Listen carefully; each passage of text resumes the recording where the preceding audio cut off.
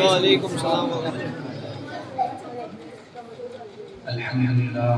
الحمدللہ رب العالمین والصلاة والسلام علی سید الانبیاء والمرسلین اما بعد اعوذ باللہ من الشیطان الرجیم بسم اللہ الرحمن الرحیم وما ارسلناک الا رحمۃ للعالمین صدق اللہ العظیم وصدق رسولہ النبی الامین ونحن على ذلك من الشاهدين والشاكرين والحمد لله رب العالمين او كما قال الله تبارك وتعالى في شان عظمة حبيبه المصطفى ان الله وملائكته يصلون على النبي يا ايها الذين امنوا صلوا عليه وسلموا تسليما اللهم صل على سيدنا نبينا مولانا محمد وسلم صلاة وسلام عليك يا رسول الله صلى الله عليه وسلم صلی اللہ تعالی علیہ وآلہ وسلم واہ کیا جود و کرم ہے شہ بطحا تیرا واہ کیا جود و کرم ہے شہ بطحا تیرا نہیں سنتا ہی نہیں ماننے والا تیرا اعلیٰ حضرت رحمت اللہ تعالیٰ نے آگے لکھتے ہیں سر بھلا کیا کوئی جانے کہ ہے کیسا تیرا کیا بات ہے سبحان اللہ سر بھلا کیا کوئی جانے کہ ہے کیسا تیرا اولیاء مانتے ہیں آنکھیں وہ ہے اللہ تیرا سر بھلا کیا کوئی جانے کہ ہے کیسا تیرا سر بھلا کیا کوئی جانے کہ ہے کیسا تیرا خوش روا عرش پہ اڑتا ہے فریرا تیرا اس سے پہلے جو میں نے شعر کہا تھا وہ جو ہے اعلیٰ حضرت رحمت اللہ تعالیٰ کے لکھا ہوا کلام ہے لیکن وہ غوث پاک رضی اللہ تعالیٰ عنہ کی شان میں لکھا گیا منقبت ہے آگے اعلیٰ حضرت رحمت اللہ تعالیٰ علیہ حضور کی شان میں کہتے ہیں میں تو مالک ہی کہوں گا یا رسول اللہ میں تو مالک ہی کہوں گا کہ ہو مالک کے حبیب یعنی محبوب و محب میں نہیں میرا جب اللہ کے رسول صلی اللہ علیہ وسلم کے لیے اللہ تعالیٰ نے ارشاد فرما دیا کہ اے محبوب ہم نے آپ کو سارے خزانوں کی چابیاں عطا فرما دی پھر اللہ تبارک و تعالیٰ نے کبھی یہ نہیں فرمایا کہ اے محبوب یہ تیرا ہے یہ میرا ہے تو پھر ہم اور آپ کون ہیں لڑنے والے کہ حضور کو اتنا علم دیا گیا اتنا علم نہیں دیا گیا میں پوچھنا چاہتا ہوں ابھی میں نے جس آیت مقدسہ کی تلاوت کرنے کا شرف حاصل کیا اللہ رب العزت کی بارگاہ میں دعا ہے اللہ تبارک و تعالیٰ مجھے اس آیت کریمہ کی صدقہ طفیل حق بولنے اور ہم تمامی حضرات کو حق بات سن کر اس پر عمل کرنے کی توفیق عطا فرمائے آئیے ہم اور آپ سب سے پہلے نبی پاک صلی اللہ علیہ وآلہ وسلم کی بارگاہ میں بڑے ہی ادب و احترام کے ساتھ جی لگا کر نبی محتشم صلی اللہ علیہ وسلم کی بارگاہ میں اس عقیدے اور محبت کے ساتھ درود مبارکہ پڑھیں کہ حدیث کا مفہوم ہے میرا آقا ارشاد فرماتے ہیں دنیا کے کسی خطے میں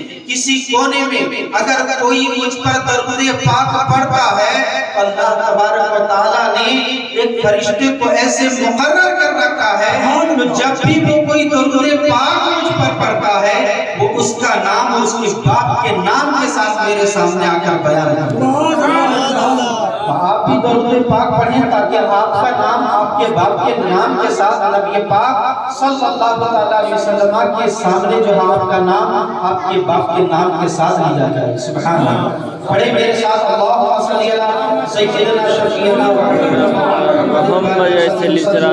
صلاۃ و سلام علیک یا رسول اللہ صلی اللہ علیہ وآلہ وسلم توجہ ہے آپ لوگوں کی سننے کے موڈ میں ہے کیونکہ رات اتنی ہو چکی ہے کہ عام دنوں میں اس وقت ہم گرم گرم بستروں میں ہوتے ہیں یا نہیں ہوتے یہ نبی کی محبت ہے قسم خدا کی مجھ سے پہلے بہت سے علماء کرام نے جو ہے بیانات بھی کی منقبتیں نعتیں پڑھی مجھ سے پہلے جو ہے انہوں نے نعتیں پڑھی جب وہ نعتیں مبارکہ جب آپ غور سے سنیں گے نا تو آپ کے رونگٹے کھڑے ہو جائیں گے نعت کے ساتھ اشعار کی تشریح بھی کرتے جا رہے تھے اور ماشاءاللہ ہمیں سننے میں بڑا لطف آ رہا تھا ایسا لگ رہا تھا کہ 1400 سال پہلے میرے آقا نہیں بلکہ کل ہی ہمارے درمیان سے گزرے ہوئے میرے نبی کی بات ہی ایسی ہے کہ جب بھی کوئی مدح کرنے والا، نبی کی نعت پڑھنے والا یا نبی کی شان میں بیان کرنے والا جب محبت کے ساتھ پڑھتا ہے یا بیان کرتا ہے تو ایسا لگتا ہے میرے آقا کل ہی ہمارے درمیان سے گزر گئے۔ اللہ تبارک و تعالی ہم سب کو نبی پاک صلی اللہ علیہ وسلم کے عاشقوں کی لسٹ میں عطا فرمائے، آمین۔ محبت بھرے لہجے میں اور نبی پاک صلی اللہ علیہ وسلم کی محبت میں ہمیں پوری زندگی ان کی بارگاہ میں درود و سلام پڑھنے کی توفیق عطا فرمائے۔ آمین۔ آؤ میں آپ کو بتاؤں کہ ابھی میں نے جس آیت مقدسہ کی تلاوت کی اس سے پہلے بھی حضرت علامہ مولانا جناب رئیس الحسن صاحب نے آپ کے سامنے آپ کے پیش امام صاحب نے بیان کی، ماشاءاللہ بہت ہی بہترین باتیں انہوں نے بیان کی کہ اللہ تبارک و تعالیٰ نے ہمیں جو رسول عطا فرمایا ان کا کتنا بڑا ہم پر احسان ہے۔ میں آپ کو بتاؤں نا، ہم پر ہی احسان نہیں بلکہ نبیوں پر ہی احسان ہے، ہم پر ہی احسان نہیں چرندوں پرند پر بھی احسان ہے، ہم پر ہی احسان نہیں بلکہ دنیا کی تمام چیزوں پر احسان ہے۔ لوگ کہتے ہیں نبی پاک صلی اللہ علیہ وسلم کو ہمارے لیے نعمت بنایا، ارے ایسی نعمت اللہ تعالیٰ نے عطا فرمایا کہ تمام نعمتیں ان کے سامنے ہیں جل جلالہ۔ میرے آقا صلی اللہ علیہ وسلم کی ایک حدیث پاک ہے، میں اس کا مفہوم آپ کے سامنے عرض کرتا چلوں۔ کل قیامت کا دن ہوگا، اللہ تبارک و تعالیٰ نے حضور کو کیا بنایا؟ رحمت للعالمین بنایا۔ کیا بنایا؟ رحمت للعالمین بنایا۔ آؤ میں آپ کو بتا دوں میرے آقا اس دنیا میں تو رحمت تھے ہی اور ہے ہی، لیکن کل قیامت کے دن بھی رحمت بن کر چمکتی نظر آئیں گے۔ میرے آقا صلی اللہ علیہ وسلم کی شان مبارکہ بیان کروں، کل قیامت کا دن ہوگا، ہر انسان پریشان حال ہوگا، اپنے پسینے میں ڈبکیاں کھاتا نظر آئے گا، اپنے نسیاں سے اپنے گناہوں کے سبب پریشان ہوتا نظر آئے گا۔ کوئی باپ اپنی بیٹی کو نہیں پہچانے گا، ماں جو ہے اپنے بیٹے کو نہیں پہچانے گا، شوہر اپنی بیوی کو نہیں پہچانے گا، بیوی اپنے شوہر کو نہیں پہچانے گی، یہاں تک کہ کوئی بھی کسی انسان کو نہیں پہچانے گا۔ ہر انسان اپنے گناہوں کے سبب پریشان ہوتا نظر آئے گا، ہر انسان جو ہے پریشان حال ہوگی۔ ہم یہ سمجھتے ہیں کہ کل قیامت کا دن ہوگا، اللہ تعالیٰ ہم سے حساب و کتاب لے گا، حساب و کتاب ہو گیا، ہمیں جنت میں جانا ہوگا، جنت میں ڈال دے گا، ہمیں جہنم میں جانا ہوگا، جہنم میں ڈال دے گا۔ ایسا نہیں ہے، اللہ تعالیٰ جب تک نہیں چاہے گا ہمارا حساب و کتاب بھی شروع نہیں۔ اور جب کل قیامت کا دن ہوگا، ہر امت نبی پاک صلی اللہ علیہ وسلم بلکہ تمام نبیوں کی بارگاہ میں جائیں گے اور عریضہ پیش کریں گے کہ حضور دعا کر دیجیے ہمارے لیے، اللہ تعالیٰ ہمارے لیے حساب و کتاب شروع کر دے۔ تمام نبیوں کے پاس جائیں گے، جب اخیر میں نبی پاک صلی اللہ علیہ وسلم کی بارگاہ میں توجہ ہے، سبحان اللہ، نبی پاک صلی اللہ علیہ وسلم کی بارگاہ میں پہنچیں گے، نبی پاک صلی اللہ علیہ وسلم اللہ تبارک و تعالیٰ کی بارگاہ میں ہاتھ اٹھائیں گے اور عرض کریں گے مولا حساب و کتاب شروع کر، میری امت پریشان حال ہے۔ اللہ تبارک و تعالیٰ حساب و کتاب لے گا، تمام نبیوں کی جماعتیں موجود ہوں گی، تمام نبیوں کا ایک ایک منبر دیا جائے گا، ان سب کو کرسیوں پر بٹھایا جائے گا۔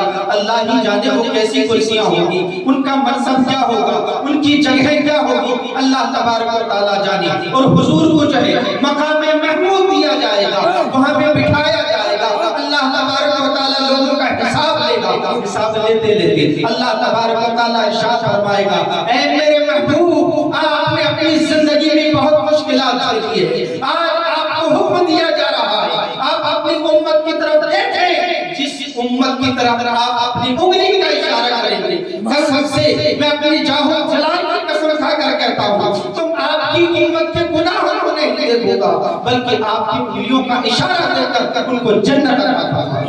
سبحان اللہ، اللہ اکبر،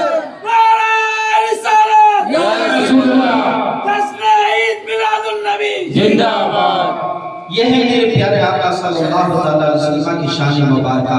ہم یہ سمجھتے ہیں کہ میرا آقا جو ہے دنیا میں ہی رحمت بن کر چمکے، ایسا نہیں ہے میرے بھائی، ہمارے لیے بھی رحمت ہے، جانوروں کے لیے بھی رحمت ہے۔ ایک صحابی رسول کا جو ہے جانور بگڑ جاتا ہے، پاگل کی طرح حرکتیں کرتا ہے، پریشان حال ہو جاتا ہے، لوگوں کو کاٹنے کے لیے دوڑتا ہے۔ آپ لوگ جانتے ہوں گے آپ راجستھان کے ہیں، یہاں اونٹ بہت زیادہ پائے جاتے ہیں. جب جانور پاگل ہو جاتا ہے، یہ اونٹ جب پاگل ہو جاتا ہے لوگوں کی کھوپڑیوں پہ کاٹنے کے لیے دوڑتا ہے، ان کو پریشان حال کر دیتا ہے.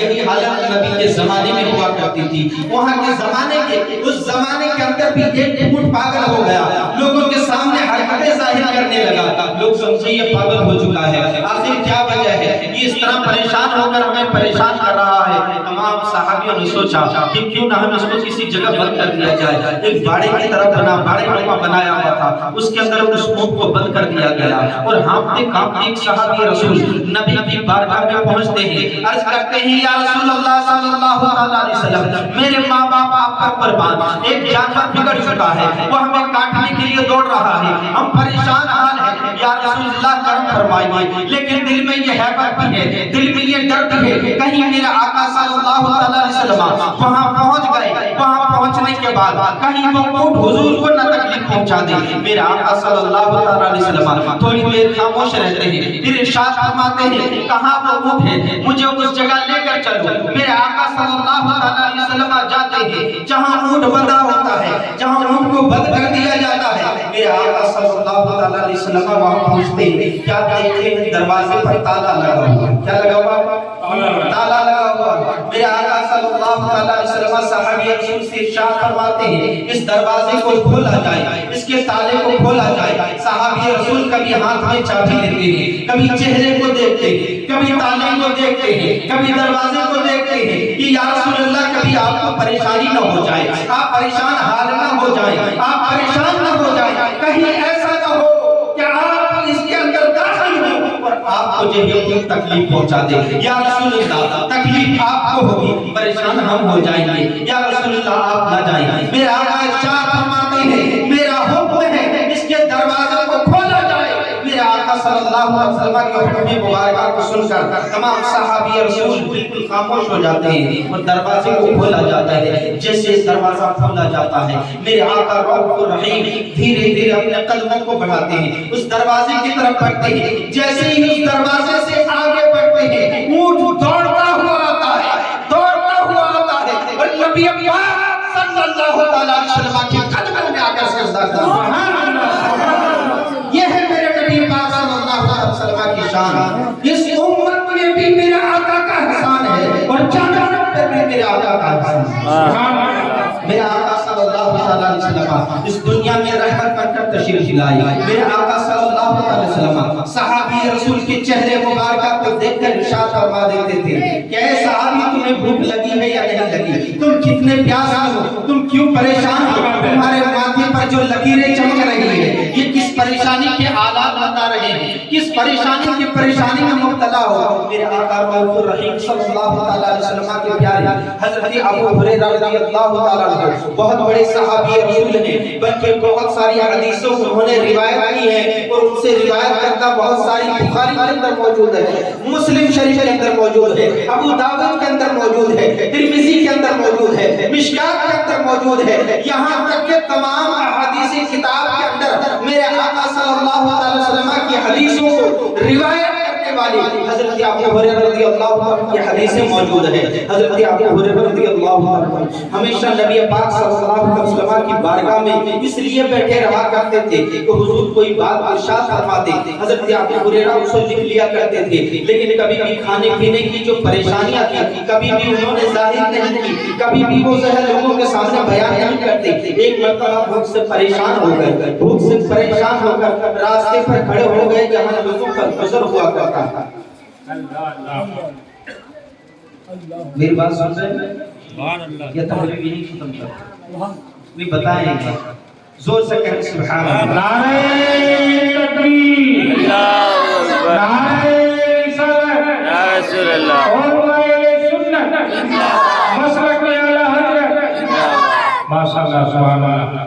اللہ تبارک ہماری حاضری کو قبول فرمائے. آمین.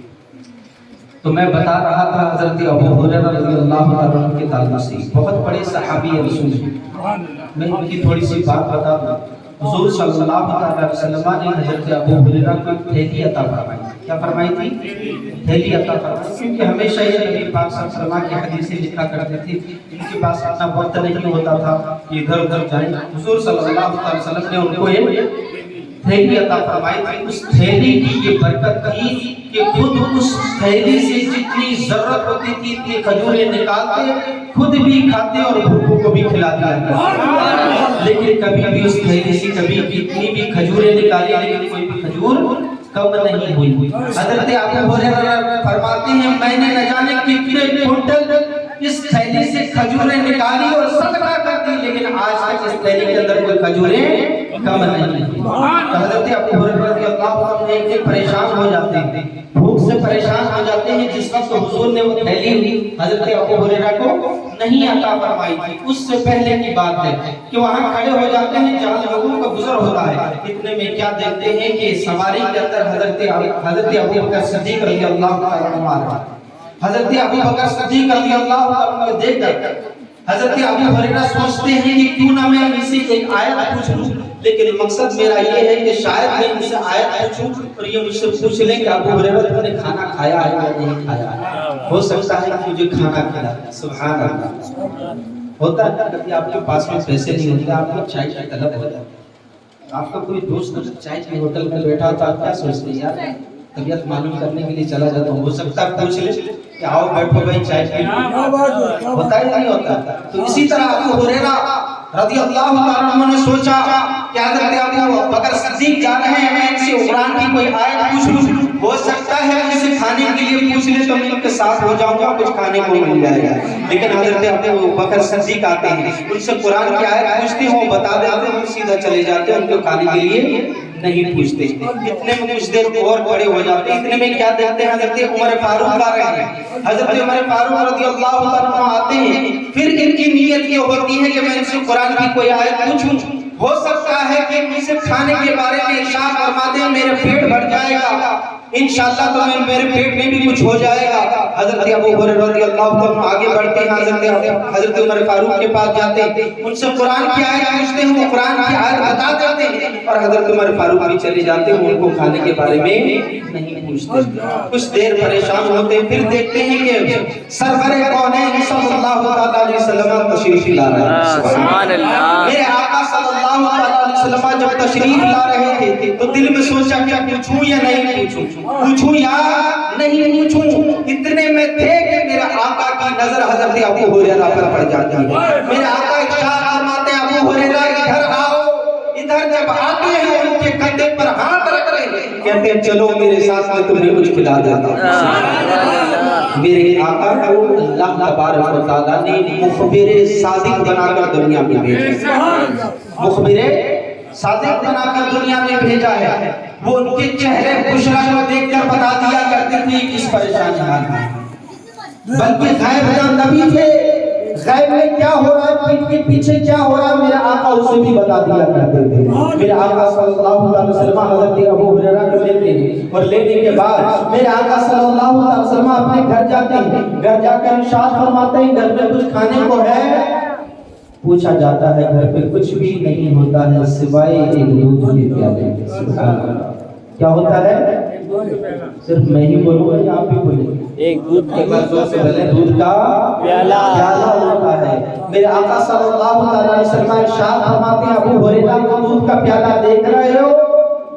کہا یا رسول اللہ میں دیکھ رہا ہوں ایک دودھ کا پیالہ ہے. کہا جاؤ اور جا کر مدینے کے باہر, مسجد کے باہر جو تم دیکھ رہے ہو اصحاب صفا جو بیٹھے ہیں ان کو بلا کر لاؤ. کون ہے اصحاب صفا؟ 70 سے زیادہ صحابہ کرام نبی کی بارگاہ میں بیٹھے رہا کرتے تھے تاکہ نبی کی بارگاہ میں بیٹھ کر علم دین حاصل کیا جائے. وہ صحابی رسول تھے جن کے گھر نہیں تھے, وہ صحابی رسول تھے جن کے ماں باپ نہیں تھے, وہ صحابی رسول تھے جن کے مکانات نہیں تھے, وہ صحابی رسول تھے جو یتیم تھے, وہ صحابی رسول تھے جن کے پاس کھانے کے لیے کوئی اسباب نہیں ہوا کرتا تھا, وہ صحابی رسول تھے جو حضور صلی اللہ علیہ وسلم کی رخ انور کو دیکھ کر اپنی بھوک پر پیاس کو بجھا دیا کرتے تھے۔ وہ صحابہ رسول اصحاب صفہ مدینے کے باہر چبوترے پر بیٹھے ہوئے تھے۔ حضرت حضور صلی اللہ علیہ وسلم نے حضرت ابو ہریرہ سے ارشاد فرماتے ابو ہریرہ باہر جاؤ اور جا کر اصحاب صفہ کو بلا کر لاؤ۔ کتنے صحابی تھے؟ 70 سے زائد صحابی رسول باہر بیٹھے ہوئے۔ دودھ کا پیالہ کتنا تھا؟ ایک۔ میرے آقا نے ارشاد فرمایا جاؤ جا کر بلا کر لاؤ۔ ابو ہریرہ جیسے ہی جاتے ہیں تو دل میں خیال آتا ہے کہ یا رسول اللہ اس دودھ کے پیالے کا مستحق تو سب سے زیادہ میں تھا، لیکن یا رسول اللہ آپ کا حکم ہے اس لیے سب کو بلا کر لاتا ہوں کیونکہ وہ بہت پیاسا ہوں اور بہت بھوکا ہوں۔ باہر جاتے ہیں، باہر جا کر بلاتے ہیں۔ بلانے کے بعد دروازہ بجایا جاتا ہے۔ دروازہ کہ حضور ہم آ گئے ہیں، حضور کی اجازت دیتے ہیں، سب اندر آ جاتے ہیں، سب اپنی اپنی جگہوں پر بیٹھ جاتے ہیں۔ بیٹھنے کے بعد میرے آقا ارشاد فرماتے ہیں ابو ہریرہ دودھ کا پیالہ اٹھاؤ۔ کیا فرماتے ہیں؟ آج آپ کو بھی تھوڑا بولنا ہے، کچھ مجھے بھی بولنا ہے، ٹھیک ہے؟ ہمیشہ آپ لوگ بہت سوچتے ہیں کہ یار امام صاحب جی سب کچھ کرتے ہیں کچھ نہیں کرے گا، ایسا ہے کچھ آپ بھی کرو میرے بھائی، آپ کو بھی ثواب مل جائے گا۔ نبی کی حدیث سنا رہا، پہلے کا وہ زمانہ تھا لوگ ہزاروں کلومیٹر دور جاتے تھے ایک حدیث سننے کے لیے۔ آج مسجد کے اندر امام صاحب کئی حدیثیں جمعے کے دن بیان کر دیتے ہیں لیکن کسی کی توجہ صحیح سے نہیں ہوتی۔ لوگ اونٹوں پر سفر کرتے تھے، وہ زمانہ ہوائی جہاز کا نہیں تھا، ٹرین کا نہیں تھا، لوگ پیدل سفر کرتے تھے، اونٹ پہ جاتے تھے، گھوڑوں میں کھچر میں جاتے تھے، ہزاروں کلومیٹر دور جا کر جب پتہ چلتا تھا کہ کسی صحابی کے پاس ایک حدیث ہے، وہاں جا کر وہ حدیث یاد کرنے یہ سننے کے لیے جاتا ہے۔ اور آج جس نے کیا ہے جشن عید میلاد النبی کے مبارک موقع پر بجانے کی حدیث بیان کی گئی۔ مجھ سے پہلے بھی حضرت علامہ مولانا جناب رئیس الحسن صاحب نے آپ کی امام صاحب کو بہترین باتیں بتائی، حدیثیں بتائی، کچھ لوگ سنے کچھ لوگ نہیں سنے۔ یاد رکھیں یہ بڑا ہی بہترین وقت ہے اور ایسا وقت ہے اس وقت اللہ تعالیٰ ہماری دعاؤں کو قبول فرمایا۔ یہ بہت ہی بہترین وقت ہے۔ تو میں بتا رہا تھا حضرت ابو ہریرہ رضی اللہ عنہ جاتے ہیں دودھ کا پیالہ لاتے ہیں، نبی پاک صلی اللہ علیہ وسلم نے ارشاد فرمایا جو لوگ صحابہ کرام جو یہاں بیٹھے ہیں ان کو پلا دو۔ کیا فرماتے ہیں؟ ان کو پلا دو۔ ایک نے پیا، میرا آقا فرماتے پیٹ بھر کے پیو، پیٹ بھر کے پیا۔ میرا آقا فرماتے آگے بھیجو، آگے بھیجا گیا، 70 صحابہ کرام نے پی لیا، لیکن اس دودھ کا پیالہ اتنا کا اتنا ہی نظر آتا ہے۔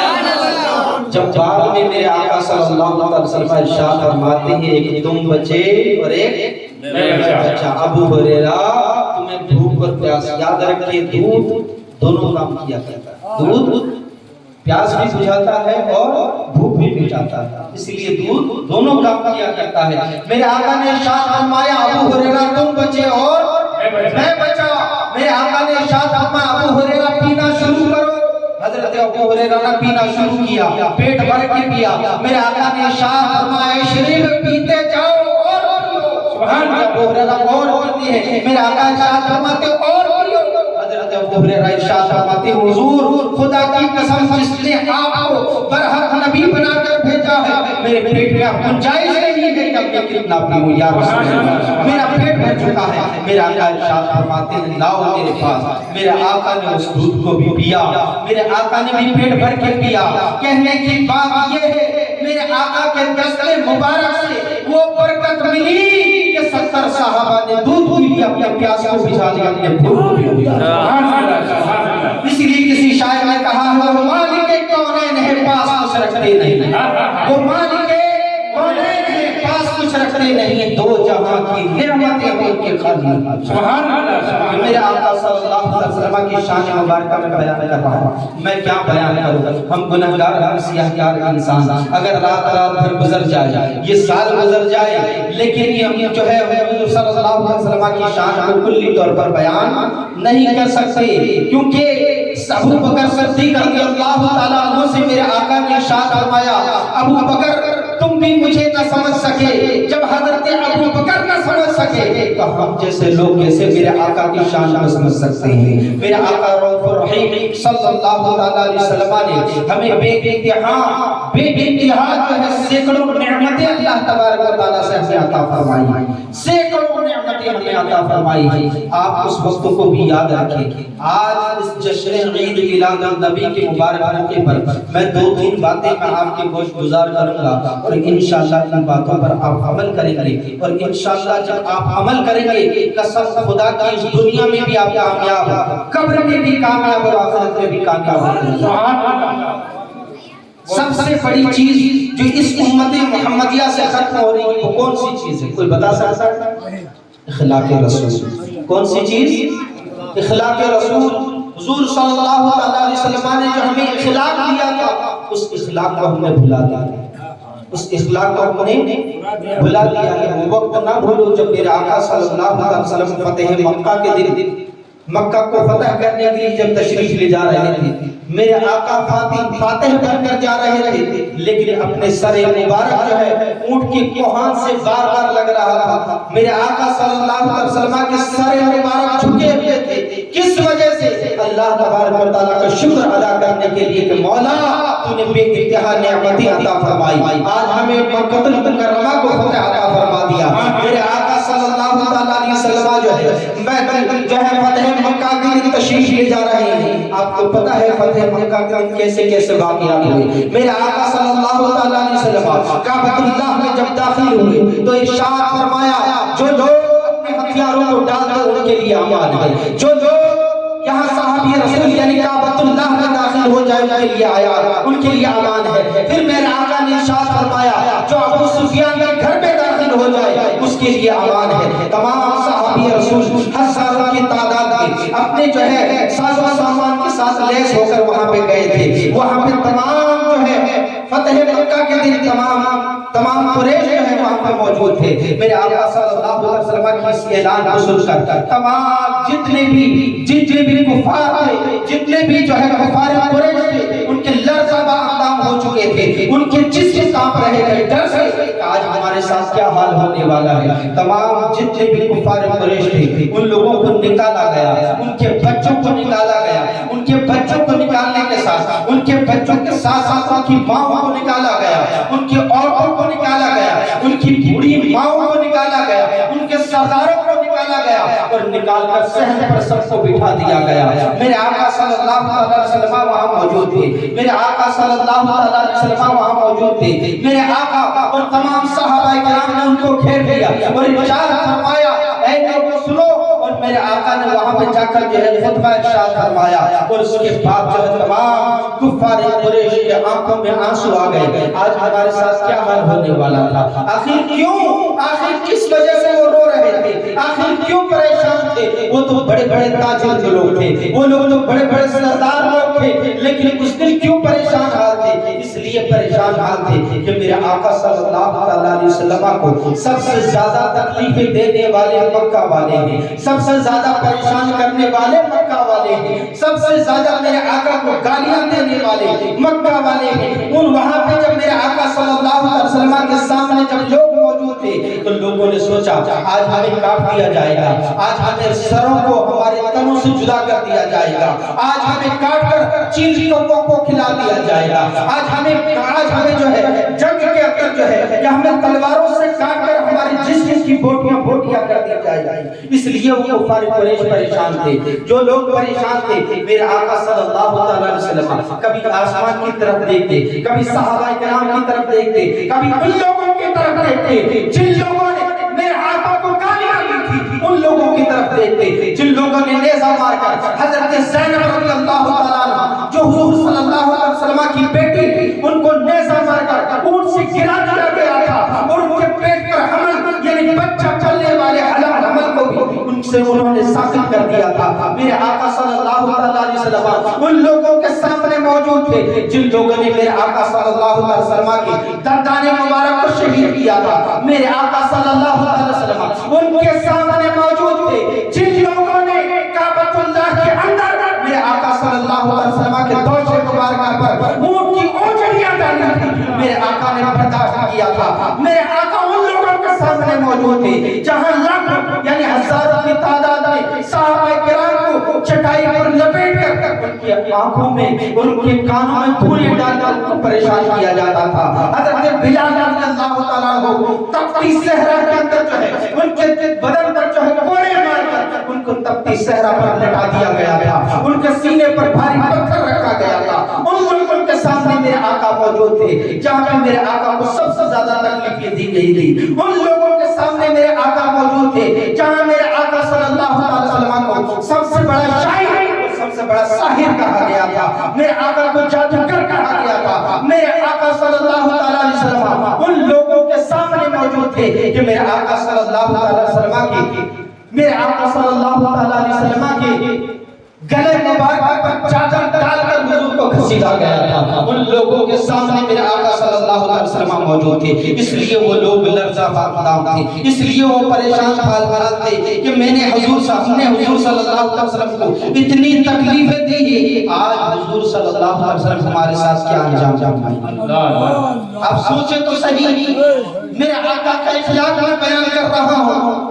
آپ سوچیں اگر ہمارے باپ اگر کسی نے ایک تھپڑ مارا ہوگا تو ہم کیا کریں گے اس کے ساتھ ساتھ؟ ہم اس کے گھر جا کر تلوار سے اس کے سر کو بھی الگ کر سکتے ہیں۔ کیوں؟ کیونکہ وہ ہمارا باپ ہے۔ ہمارے ذاتی معاملات جب آ جاتے ہیں تو ہم پریشان حال ہوتے نظر آتے ہیں۔ میرے آقا صلی اللہ علیہ وسلم کو اتنی تکلیفیں دی تھی، پھر بھی میرے آقا صلی اللہ علیہ وسلم ان سے مسکرا کر باتیں کر رہے ہیں۔ میرے آقا صلی اللہ علیہ وسلم کے ہزاروں کی تعداد میں لوگ وہاں موجود تھے۔ ان لوگوں نے سوچا تھا آج اگر اس گردنوں کو الگ کر دیا جائے گا، آج ہمیں پریشان کر دیا جائے گا، آج ہمارے تنوں کو جدا کر دیا جائے گا، آج ہمارے جسم کی بوٹی کر کے چیل کووں کو کھلا دیا جائے گا۔ اتنا سب کچھ سوچنے کے باوجود اپنے آپ کے اندر یہ سزا جو ہے کم لگ رہی تھی۔ صحابی رسول سے میرے آقا نے پوچھا، اے صحابیوں بتاؤ ان لوگوں کے ساتھ کیا برتاؤ ہونا چاہیے، ان لوگوں کے ساتھ کیا کرنا چاہیے؟ صحابہ کرام نے اپنی اپنی رائے پیش کی، میرے آقا نے پسند نہیں فرمایا، ارشاد فرمایا آج کے دن میں ان کو معاف کرتا ہوں۔ صلی اللہ علیہ وسلم نے جیسے ہی یہ جملہ ارشاد فرمایا، ہزاروں کی تعداد میں لوگوں نے لا الہ الا اللہ محمد رسول اللہ کے اسلام ادا کر نعرہ تکبیر، نعرہ رسالت اور نعرہ سنت، مسلک سبحان میرے آقا صلی اللہ علیہ وسلم کے اخلاق کا حسنا، ہزاروں لوگوں نے میرے آقا کو اتنی تکلیفیں دی تھی، اس کے باوجود میرے آقا نے ان کو معاف کر دیا۔ اور اس کا ثمرہ کیا ہوا، اس کا فائدہ کیا ہوا؟ ہزاروں کی تعداد میں لوگوں نے اسلام قبول کر لیا۔ اگر آپ پر بھی اگر کوئی ایسی کیچڑ اچھالنے کی کوشش کرے تو آپ کیا کریں گے؟ ان کو نہیں سمجھ میں آیا، ان کو معاف کر دیں، ان کو معاف کر دیں۔ حضور کی بہت بڑی سنت، سبحان حضور کی بہت بڑی حضور کے اخلاق کو لے کر چلیں، حضور کے اخلاق کو لے کر چلیں گے، دنیا میں بھی کامیاب، آخرت میں بھی کامیاب، قبر میں بھی کامیاب، حشر میں بھی کامیاب ہوتے نظر آئیں گے۔ حضور کی سنت میں ہی کامیابی ہے، اس لیے حضور کی سنت کو اپنانے کی کوشش کریں، حضور کے اخلاق کو اپنانے کی کوشش کریں۔ اللہ تبارک و تعالیٰ ہم سب کو حضور کے اخلاق حسنہ پر عمل کرنے کی توفیق و ترفیق عطا فرمائے۔ یاد رکھیں میرے آقا صلی اللہ علیہ وسلم اپنی امت کے لیے بہت پریشان حال تھے، اپنی امت کے لیے بہت دعائیں کیا کرتے تھے۔ میرے آقا صلی اللہ علیہ وسلم ایک دن حضرت عائشہ صدیقہ رضی اللہ تعالیٰ عنہا کی جانب مبارکہ پر میرے آقا نے اپنے سر مبارک کو رکھ کر آرام فرما رہے تھے، اتنی میں آسمان کی طرف میرے آقا کی نظر پڑتی ہے، میرے آقا کی آنکھوں میں آنسو آ جاتے ہیں، اپنے سر مبارک کو اٹھاتے ہیں اور اٹھانے کے بعد کبھی دائیں جاتے ہیں، کبھی بائیں جاتے ہیں، کبھی آگے جاتے ہیں، کبھی پیچھے جاتے ہیں، کبھی آسمان کی طرف دیکھتے ہیں، کبھی زمین کی طرف دیکھتے ہیں، کبھی میرے آقا کی آنکھوں میں آنسو آ جاتے ہیں، میرے آقا پریشان حال ہوتے نظر آتے ہیں۔ اتنے میں کیا دیکھتے ہیں؟ آسمان کی طرف سے اللہ تبارک و تعالیٰ نے باران رحمت نازل عطا فرمایا۔ جیسے ہی بارش نازل ہوتی ہے میرے آقا صلی اللہ علیہ وسلم کا آنکھیں مبارکہ سے جو آنسو گرا کرتے تھے نبی مبارک سے تبسم نکل جاتا ہے۔ حضرت عائشہ دیکھ کر پریشان ہو جاتی ہے، یا رسول اللہ صلی اللہ علیہ وسلم کچھ دیر پہلے میں نے آپ کو دیکھا تھا بڑے پریشان حال، کبھی آگے کبھی پیچھے، کبھی اوپر کبھی نیچے دیکھ رہے ہیں اور بڑے پریشان حال تھے. آپ کے آنکھوں میں آنسو تھے یا رسول اللہ، اور کچھ ہی دیر کے بعد آپ کے لب مبارک پر تبسم دیکھ رہے ہیں. یا رسول اللہ وجہ کیا ہے؟ میرے آقا صلی اللہ علیہ وسلم نے ارشاد فرمایا، عائشہ مجھ سے پہلے جو نبی آئے ان لوگوں نے بھی یہی سوچا تھا، ان کی امتوں نے یہی سوچا تھا. آسمان کی طرف دیکھتے تھے، سوچا تھا کہ اللہ تبارک و تعالیٰ باران رحمت نازل عطا فرمائے گا، اللہ تبارک و تعالیٰ ہم پر بارش نازل عطا فرمائے گا. لیکن اللہ تبارک و تعالیٰ اوپر سے پتھروں کی بارش کرتا اور قوم کو ہلاک و برباد کر دیتا. اس لیے میں رو رہا تھا، مجھے میری امت سے بہت زیادہ پیار ہے، مجھے میری امت سے بہت زیادہ محبت ہے. میں اللہ تبارک و تعالیٰ سے دعائیں کر رہا تھا کہ کہیں اس نبیوں کی طرح میری امت کے ساتھ بھی کہیں ایسا نہ ہو جائے، ان نبیوں کی امتوں کے ساتھ جو حشر ہوا تھا کہیں میری امت کے ساتھ بھی ایسا نہ ہو جائے. اس لیے میں رو رہا تھا. اور جب باران رحمت نازل ہوئی تو میں خوش ہو گیا کہ اللہ تبارک و تعالیٰ نے آسمان سے بارش نازل کی. یہ ہے میرا آقا صلی اللہ علیہ وسلم کی شان مبارک. اپنی امت کے لیے اتنے پریشان، اور آج ہم رزق کے چکر میں نمازوں کو چھوڑتے نظر آ رہے ہیں. جس نبی نے ہمیں یہ درس دیا، الصلاۃ معراج المؤمنین، نماز مومنوں کے لیے معراج ہے. کیا ہے؟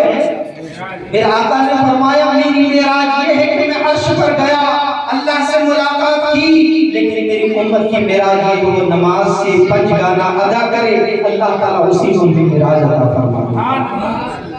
تو اس لیے آپ نمازوں کی پابندی کریں. دوسرا پہلا کام کیا کرنا ہے؟ اخلاق حسنہ، حضور کی اخلاق کو لے کر چلنا، حضور کے عادت مبارکہ کو لے کر چلنا ہے. میرے آقا نے درگزر کو بہت پسند فرمایا. میرے آقا نے ارشاد فرمایا، اے لوگوں سنو، دنیا میں بہترین لوگ وہ ہیں جو اپنے گھر والوں کے لیے بہتر ہیں. کیا فرمایا؟ گھر والوں کے لیے. ہم کیا کرتے ہیں؟ گھر کے اندر گئے، کوئی غلطی ہوئی بھی ڈانٹنا شروع کر دیا، بچوں سے کوئی غلطی ہوئی ڈانٹنا شروع کر دیا. میرے آقا نے کبھی بھی اپنی بیویوں کو کبھی نہیں ڈانٹا. میرے آقا ان سے محبت کے ساتھ رہا کرتے تھے، اپنے بچوں کے ساتھ محبت کے ساتھ رہا کرتے تھے. یہاں تک کہ حضرت فاطمہ الزہرا جب گھر میں داخل ہوتی تھی میرے آقا ادب کے لیے کھڑے ہو جایا کرتے تھے اور ان کے ہاتھ یعنی دستے مبارک کو چوما کرتے تھے حضرت فاطمہ الزہرا کے لیے. سوچے تو صحیح، وہ نبی بے مثال، ان کی بیٹی بھی بے مثال. میرے آقا صلی اللہ علیہ وسلم کے اخلاق حسنہ کو یاد کریں. ایک مرتبہ صحابی رسول کی جھرپٹ میں میرے آقا صلی اللہ علیہ وسلم بیٹھے ہوئے ہیں اور بیٹھنے کے ساتھ میرے آقا صلی اللہ علیہ وسلم جو ہے تمام صحابہ کرام کو جو ہے علم کی باتیں بتا رہے ہیں، سکھا رہے ہیں. اتنے بھی صحابہ کرام کیا دیکھتے تھے کہ میرے آقا صلی اللہ علیہ وسلم کی آنکھوں میں قنوت کی تاریخ ہوئی. میرے آقا صلی اللہ علیہ وسلم کے لیے صحابہ کرام سوچتے ہیں یا رسول اللہ صلی اللہ علیہ وسلم اب رات بہت زیادہ ہو چکی ہے، اب آپ آرام فرمائیے. صحابی رسول کا کہنا ہوتا ہے میرے آقا صلی اللہ علیہ وسلم کھڑی ہو جاتے ہیں. کھڑی ہونے کے بعد میرے آقا صلی اللہ علیہ وسلم کو 2-3 صحابہ کرام پیچھے پیچھے جاتے ہیں. میرے آقا صلی اللہ علیہ وسلم کو حجرہ عائشہ تک چھوڑ کر آتے ہیں. میرے آقا اندر داخل ہوتے ہیں، دروازہ بند کیا جاتا ہے. صحابی رسول واپس آتے ہیں مسجد نبوی کے پاس. باہر جب آتے ہیں، باہر آنے کے بعد کیا دیکھتے ہیں کہ رونے کی آوازیں آ رہی ہیں. کیا رہی ہے؟ کیا رہی ہے؟ رونے کی آواز. سننے کی موڈ میں ہے؟ بے شک. بولے سبحان اللہ. اچھا ایک بات بتا دیں، سننے کے موڈ میں ہے یا سونے کے موڈ میں؟ دونوں میں سے ایک بتا دیں. سننے کے موڈ میں. سمجھ میں آ رہی ہے بات؟ ایسا تو نہیں کہ میں کچھ ایسی باتیں بتا رہا ہوں آپ کو سمجھ میں نہیں آئی. پیارے آقا صلی اللہ علیہ وسلم کی محفل میں ہم بیٹھے ہیں. میرے آقا ارشاد فرماتے ہیں جہاں اللہ اور اس کے رسول کا ذکر ہوتا ہے وہاں فرشتے اپنے پروں سے ان لوگوں کو تھام لیا کرتے ہیں. آپ فرشتوں کے پروں میں سبحان اللہ، اور اللہ تبارک و تعالیٰ کے گھر میں ہیں. سبحان اللہ. یہ بڑی سعادت مندی کی بات ہے کہ آپ یہاں بیٹھے ہوئے ہیں اور میرے آقا صلی اللہ علیہ وسلم کی میلاد مبارکہ ہوا. ایک بات بتا دوں، انشاءاللہ وہ واقعہ بھی پورا کروں گا، وہ حدیث بھی پوری کروں گا. اس سے پہلے ایک بات بتا دوں، ایمان افروز بات. ایک شخص جو ہے میلاد سے بڑی محبت تھی اس کو. کس سے؟ میلاد سے بہت زیادہ محبت تھی. علماء کرام سے ملنا بہت پسند تھا. میرے آقا نے ارشاد فرمایا نا علماء کرام کا چہرہ دیکھنا گویا کہ اس نے میرا چہرہ دیکھا.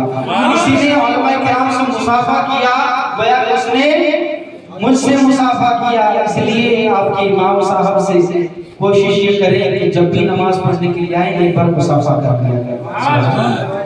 تو اس لیے وہ شخص جو ہے میلاد سے بڑی محبت کیا کرتا تھا اور میلاد سے محبت کرنے کے ساتھ شروع سے لے کر آخر تک بیٹھے رہا کرتا تھا. اس کے گھر میں ایک بوڑھی ماں رہا. کون تھی؟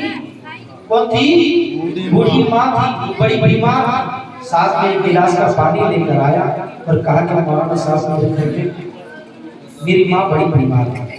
کہا کہ اس پانی کا دم فرما دیجیے. تو مولانا صاحب نے میلاد پڑھا. میلاد پڑھنے کے بعد اس گلاس پر دم کر دیا. اس شخص نے جس کو میلاد سے بڑی محبت تھی وہ پانی کا گلاس لیا, گھر لے جا کر اپنی ماں کو پلایا. اللہ تبارک و تعالیٰ نے اس کی ماں کو شفا یابی عطا فرمائی. سبحان اللہ سبحان اللہ. یہ ہے میلاد سے محبت.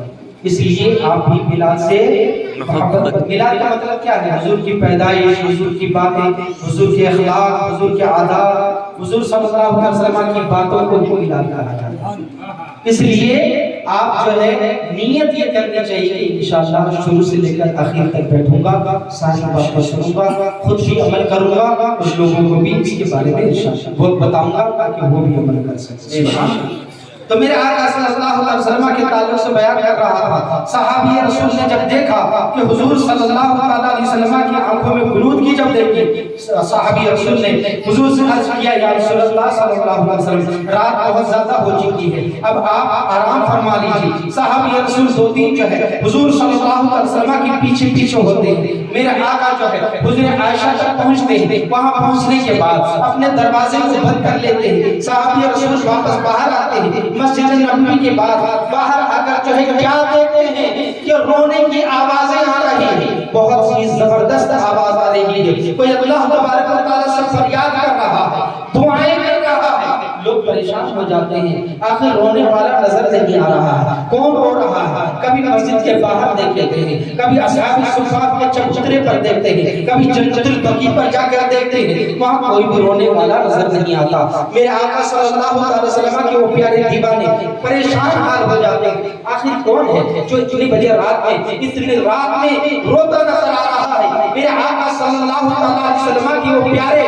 جو مسجد کے اندر چلے جاتے ہیں, کیا دیکھتے ہیں؟ میرے آقا صلی اللہ علیہ وسلم سجدے میں ہیں اور رو رہے ہیں اور اپنی امت کے لیے دعائیں فرما رہے ہیں. جن راتوں میں میرے آقا نے اپنی امت کے لیے دعائیں فرمائی تھی, آج وہی امت انہی راتوں میں گناہ کرتی نظر ہو رہا ہے یا نہیں ہو رہا؟ آج موبائل کے ذریعے سے رات بھر جگا جا رہا ہے. بتاؤ کوئی نبی کی محبت میں اگر جگ رہا ہو تو بتاؤ. آج 12-1 بجے تک جگنے میں اکثر و بیشتر لوگوں کی حالت خراب ہو جاتی ہے, اور اگر انہی نوجوان کے سامنے PUBG جیسا گیم اور پھر جو ہے کہ چیزیں اگر دے دی جائے جن کا دل لگا رہتا ہے, قسم خدا کی 3 بجے رات تک یہ بچے سوتے نہیں.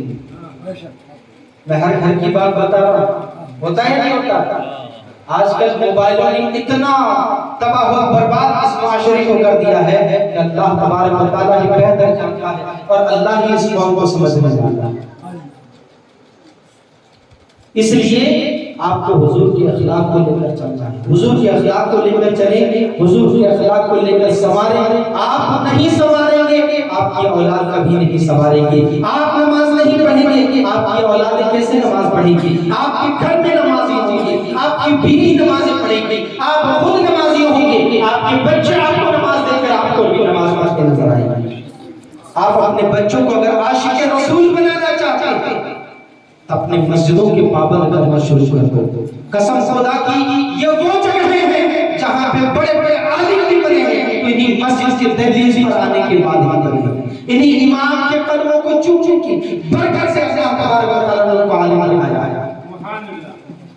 اس لیے آپ عالموں کی صحبت میں بٹھانے کی کوشش کریں, مدرسوں کے پابند کریں. یاد رکھیں دنیاوی تعلیم یقیناً بہتر ہے لیکن اس دنیا میں کام آنے والی ہے اور اس زمانے میں بے حد ضروری ضروری ہے، لیکن دین کی تعلیم کو آپ کبھی بھی فراموش نہ کریں۔ دین کی تعلیم اس دنیا میں بھی ہمیں کامیاب کرے گی، آخرت میں بھی ہمیں کامیاب کرے گی۔ میرے آقا نے ارشاد فرمایا، حدیث کا مفہوم میں آپ کو بتا دوں، تین چیزیں ایسی ہیں کہ انسان جب انتقال ہوتا تو انتقال ہونے کے بعد بھی اس کو کام دیتے ہیں۔ ہمارے مرنے کے بعد قبر پر جب ہم چلے جاتے ہیں تو ہم کوئی بھی ثواب نہیں کما سکتے ہیں۔ دنیا میں ہمیں دیا گیا موقع، آپ جتنا چاہو اتنا کما لو، اس کے بعد آپ نہیں کما سکتے۔ قبر پر چلے جائیں گے، آپ انتقال کر دیں گے کہ لوگ ہم پر جو ہے کچھ پڑھ کر دیں تو ہمیں عذاب سے تکلیف ہو جائے۔ اس لیے جب ہم قبر پر جاتے ہیں تو تین ایسی چیز ہیں کہ جب انسان کرتا ہے تو اللہ تبارک و تعالیٰ اس کی سزا عطا فرما دیتا ہے۔ اس میں سے ایک چیز یہ ہے کہ انسان اپنے بچوں کو اچھی تعلیم دیتا ہے، اور جب وہ مرتا ہے اس کی اولاد جب اس کی قبر پر جا کر سورہ یاسین پڑھتی ہے یا قرآن کی تلاوت فرماتی ہے، اللہ تبارک و تعالیٰ اس کی اور اس کے بچے کی مغفرت عطا فرما دیتا ہے۔ اس لیے آپ اپنے بچوں کو دین کی تعلیم دیں، دین کی تعلیم دیں۔ انشاءاللہ ہمارے دنیا میں بھی اللہ تعالیٰ ہمیں کامیاب بنا فرمائے گا اور آخرت میں بھی کامیاب بنا فرمائے گا، اور آخرت میں حضور کی شفاعت بھی نصیب عطا فرمائے گا۔ اللہ تبارک و تعالیٰ ہم سب کو سنانے سے زیادہ ان باتوں پر عمل کی توفیق عطا فرمائے۔ کہنے اور سننے میں جو بھی ورزش ہوئی ہو، اللہ تبارک و تعالیٰ اپنے نبی پاک صلی اللہ علیہ وسلم کے نادر کے سب سے معاف عطا فرمائے۔ توبہ استغفر اللہ ربی کل ذنب و توبہ وما السلام علیکم۔